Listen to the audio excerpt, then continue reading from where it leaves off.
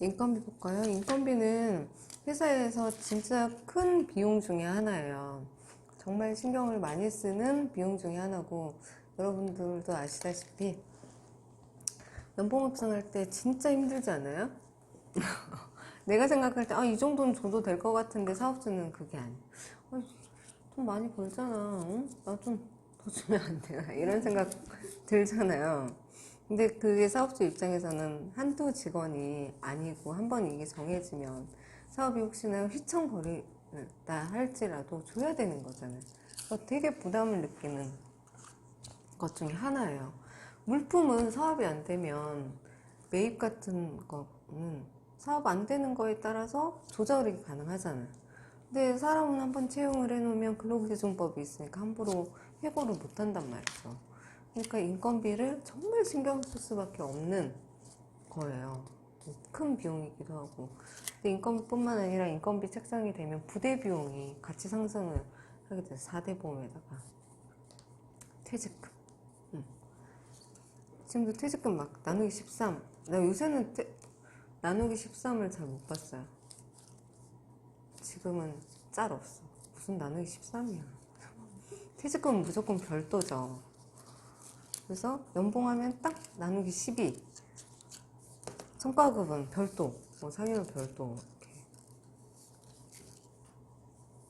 나누기 13. 세무사 사무실에 진짜 안 좋았던. 항상 나누기 13. 맨 처음에 입사를 했었을 때 일반 회사에 아까 단순 격리 했었다 했잖아요. 1200이래요. 내 생각에는 1200, 한 달에 100만 원 받겠다 하고 들어갔는데 계약서를 쓰려고 보니까 그러니까 월급이 매달 나오는 월급이 얼마예요? 보니까 80만 원인 거죠. 80. 나머지 다 쪼개가지고 상여로 지급하고. 면접 볼 때는 이제 처음이기도 하니까 그런 거를 모르죠. 그냥 1200이라니까 그런 거 없다 하고 나누기 12에서 한 달에 100만 원을 받겠다 하고 들어갔는데 계약서를 쓰려고 보니까 다 쪼개져 있어. 그러니까 쪼개져 있는 것도 뭐 잘 안 보이기도 하고, 그 한 달에 받는 월급이 가장 중요한데 생활을 해야 되니까 80만 원이었던 거예요. 그러니까 세금 떼니까는 74만 원. 월급이 적으니까 공제되는 금액도 적긴 하죠. 6만 원밖에 안 돼서. 임금이라고 하면 근로의 대가로 근로자에게 임금, 봉급, 그 밖에 어떠한 명칭으로든지 지급하는 일체의 금품을 말하고, 근로라고 하면 정신노동, 육체노동을 포함을 합니다. 그래서 여러분의 스트레스 비용은 월급에 다 녹여져 있는 거예요. 네. 몰랐죠? 네, 이렇게 딱 근로기준법에 딱 2조에 있네요. 2조에. 근로의 대가로서의 인건비는 당연히 전액 법인의 손비가 돼야 하지만 법인세법에선 특별히 송분불산입하는 게 있어요.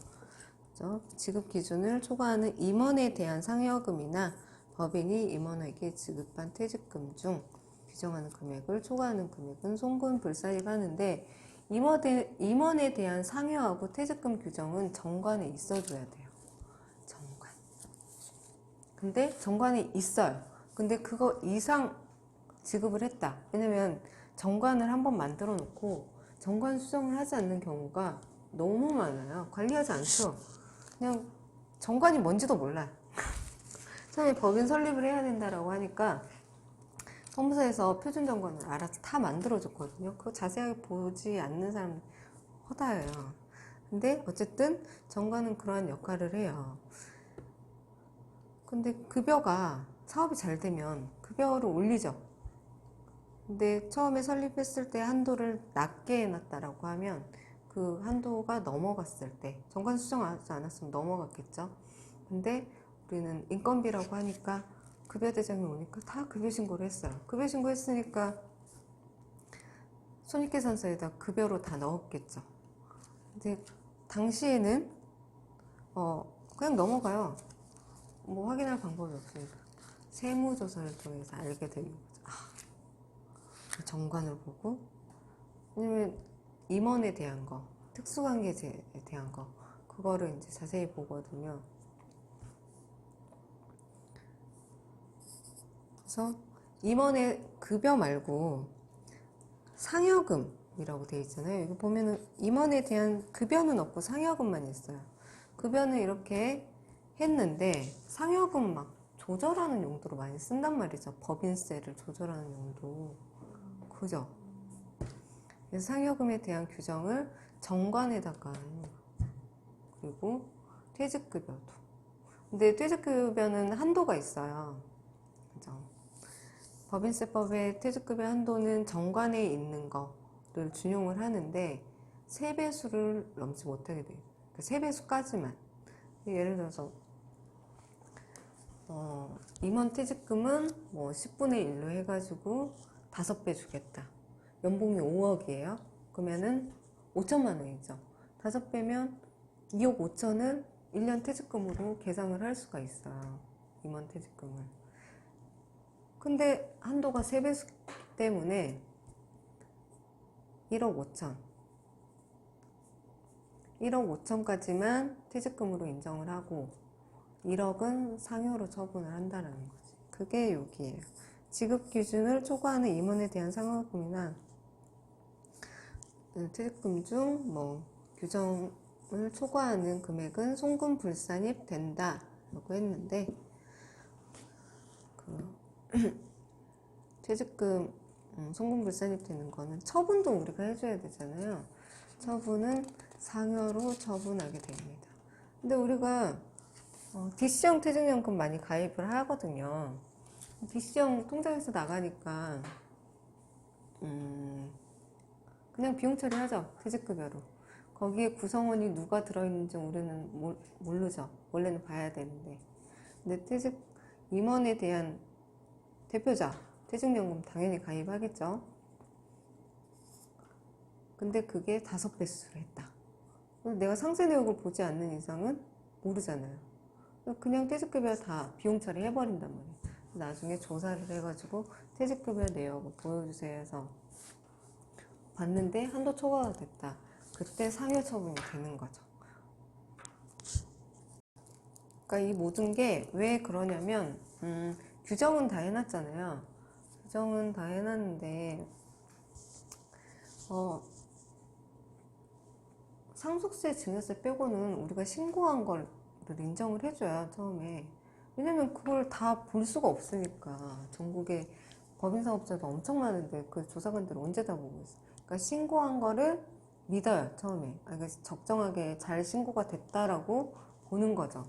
근데 조사에서 튀어나오면 그런 것들은 다 내야 되는 거고.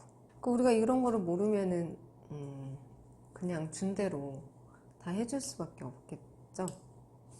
그래서 임원에 대해서 좀 강제사항이 있어요. 사용인의 인건비는 종업원입니다. 임원은 제외가 돼요. 임원 빼고 부장까지 있잖아요. 우리 일반적으로 얘기하는 부장. 그러니까 부장까지는 근로기준법이 적용이 되는데 임원은 임시직원이라고 했잖아요. 그러니까 이사가 좋은 것 같지만 언제 잘릴지 모르는 사람들이에요. 그러니까 그분들은 엄청 열심히 일하고 돈도 많이 받지만 언제 잘릴지 모르는 상태에서 이제 있는 거죠. 근데 부장 이하는 이제 함부로 자를 수가 없는 거. 그래서 인사 규정이 있는 거예요. 인사 평가도 하는 거고. 왜냐면 저 사람이 진짜 일을 못하는데 해고할 수 있는 근거가 없으면 해고를 못하면 또 그것도 회사한테는 안 맞잖아요. 그러니까 인사 규정을 두고 모든 직원이 그 인사 규정에 맞게끔 규정을 두는 거죠. 뭐 페널티 몇 회 이상이면은 해고가 가능하다. 근데 이거는 또 사업주가 그냥 할 수 있는 건 아니고 너무 불합리한 걸로 규정을 만들어 놓으면 안 되잖아요. 그러니까는 노사협의회도 있어요. 회사 규모가 좀 크면 노사협의회에서 이렇게 노사위원회 위원장이 있겠죠. 뭐 노조위원회도 있고 뭐 명칭이 여러 가지, 근로자 협의회, 근로자 대표자, 뭐 근로대표자, 이게 다양하게 있는데 그런 위원회를 구성을 해줘야 돼요. 사용인의 급여 보면 이제 임원 빼고 사용인에 대한 급여 보면 급여에 포함되는 사례를 보면 아래와 같습니다. 여기 보면 1, 2, 3, 4, 5, 6, 7 여기 있어요. 부루 종업원에게, 부루 이웃이 아니고 종업원인데 조금 이제 열악하게 산다라고 이제 판단이 되는 사람이 있겠죠. 뭐 그러거나 어쩌거나 저쨌거나 돈을 줬어요, 회사에서. 그러면 이거는 근로소득이라는 거죠. 복리후생비가 아니라는 거죠. 근데 그런 거 있잖아요. 아, 학자금 지원해줬다. 복리후생비 아니냐. 급여로 하든 복리후생비로 하든 법인의 입장에서는 둘 다 판관비예요. 그치만 4대 보험과 근로소득세가 달라지죠. 그쵸? 그래서 급여에 포함되는 사례를 연구해서 보면 그 다음에 부임수당 중 이사 비용을 대줬대요. 비용 상당의 초과분을 대줬대요. 그 다음에 종업원을 수익자로 하는 보험료. 그 회사 통장에서 보험료가 나갑니다. 보험증권을 제가 보라고 했는데 거기에는 계약자, 피보험자, 수익자가 나와 있어요. 수익자가 법인으로 되어 있는 경우만 비용 처리를 할 수 있어요. 근데 이 경우는 종업원이 수익자잖아요. 돈을 회사에서 내주는데 종업원이 수익자예요. 얘가 나중에 가져갈 돈이잖아요. 그러니까 이 보험료는 원래는 내가 보험을 들어서 내가 보험료를 내야 되는데 회사가 내주는 거니까 돈을 주는 거 똑같죠? 내가 월급을 더 받아서 보험을 들어서 내나 회사가 직접 보험료를 내주나 돈 받아서 내는 거 똑같잖아요.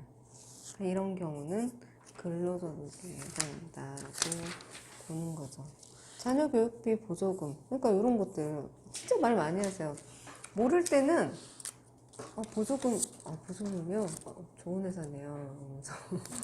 복리후생비 왠지 될 것 같죠? 될 것 같잖아요. 좋은 취지니까. 근데 이런 거는 이제 급여로 본다.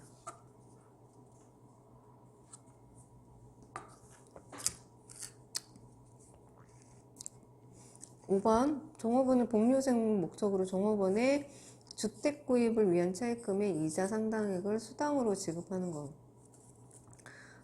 내가 집을 사는데 회사에서 이자를 현금으로 주네요. 돈이잖아요. 그냥 급여. 근데 이게 동수당 지급이 법인의 조세, 그러니까 급여라도 되면 판관비로 넣을 수 있잖아요. 회사의 법인 비용으로 넣을 수 있잖아요. 근데 법인의 조세를 부당히 감소시킨 거는 비용으로 인정이 안 되는 거예요. 송금 불산입돼, 송금.